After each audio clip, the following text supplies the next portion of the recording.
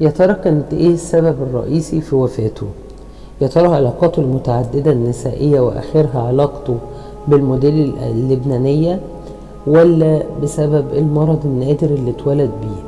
عزيز الأحمد ملياردير السوشيال ميديا، اتعرف عنه الفيديوهات الكوميدية اللي كان بيعملها هو وصديقه الصدوق يزن الأسمر، لبناني الجنسية، وكانوا متعرفين على بعض وبيحبوا بعض جدا جدا جدا، وقرروا يعملوا هما الاتنين مجموعة كبيرة جدا من الفيديوهات اللي كانت بتذاع على السوشيال ميديا، وكانت بتنزل على مواقع السوشيال ميديا، وكانت بتحقق أعلى مشاهدة لدرجة إن هي كانت بتعمل أكتر من 10 مليون دولار في السنة.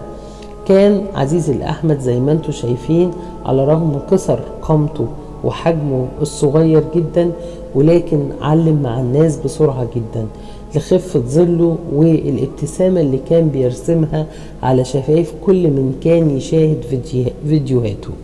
عزيز الأحمد استغلال سيء جدا من الأصدقاء المقربين ليه، ان هم كانوا بيرهقوه جدا جدا في تصوير كل الفيديوهات اللي كان بيعملها، وكان بيتعرض لضغوط قوية جدا جدا، بجانب ان هو كان ضعيف جدا بسبب الحالة اللي كان فيها، وكان عنده نوع من سوء التغذية جدا، فكان زي ما انتوا شايفينه اتعرض الى ازمة صحية شديدة، وعلى اثرها اتنقل للمستشفى، وهناك اتدهورت حالته شوية بشوية، وبدأ يبان عليه الارهاق الشديد والتعب الشديد. ومن بعدها فقدت جماهير السوشيال ميديا ورواد السوشيال ميديا شخصية جميلة مرحة كانت بترسم الابتسامة بجد على شفايفهم. رحم الله المليونير القزم عزيز الأحمد.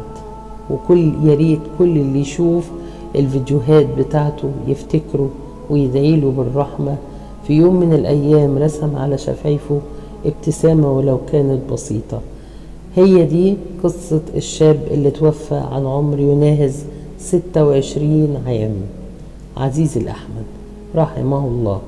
كنت معاكم مجد عامر من أصل الحكاية.